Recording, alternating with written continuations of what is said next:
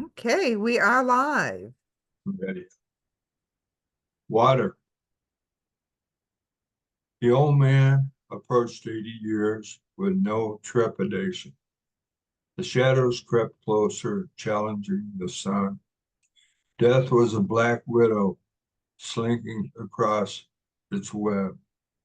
Getting into an ancient whaling boat, he pointed the prow west.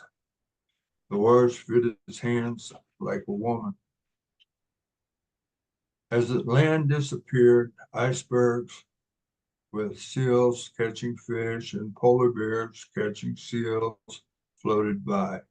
He paid no attention, concentrating on the foggy horizon. The farther the watery path took him, the stronger he felt.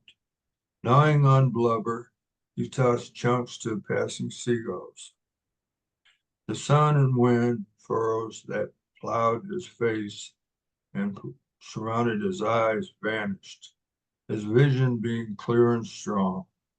Muscles in his arms and legs and back bulged with an energy almost forgotten. Where land had once bridged a massive migration, only the sea existed. 57 miles across the Bering Sea passed in the blink of an eye. Years dropped from the man like layers of an onion skin. As he reached the tundra-laden shore, his language had been left behind with his old body. A young man leaped from the boat. A red wine strength throbbed throughout him. His journey beckoned him south and west. For many miles he saw nothing. Then he noticed the tracks of wolves. He was no longer alone, and yet he felt no fear. Cracking ice from a pond, he drank deeply.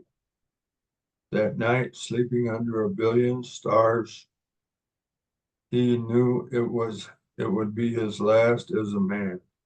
The wolves, content on an easy breakfast, bounded down upon the man. His transformation into a caribou took less than a second. Striking out with sharp hoofs, it sent several wolves tumbling and howling in pain. The caribou floated up from the ground and flew faster than light. It looked down at villages and rivers blurring below. The snow-capped top mountains grew up from the earth towards heaven. A cold rain fell like an orange, azure, turquoise painted stream. A monolithic temple loomed above everything.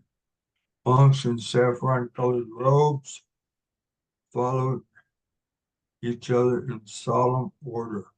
Workers drove herds of yaks and goats. Some carried woven baskets of fish and cackling poultry. Others bore large bundles of wood tied together on their backs. The caribou deincarnated into a hummingbird and watched the scene from flying above. It was now tiny enough to escape scrutiny. Flying into an open window in the temple, it followed more steps on its preordained path. On an exquisitely carved jade pedestal, a golden aura emanated. A gaunt parchment-skinned monk opened the ruby and emerald-encrusted amphora that exuded almost blinding light. It contained 3 hairs from Buddha. The hummingbird reached its final metamorphosis, a perfect snowflake. It floated down from above and settled glistening on the hairs of Buddha and melted. Thank you. Thank you.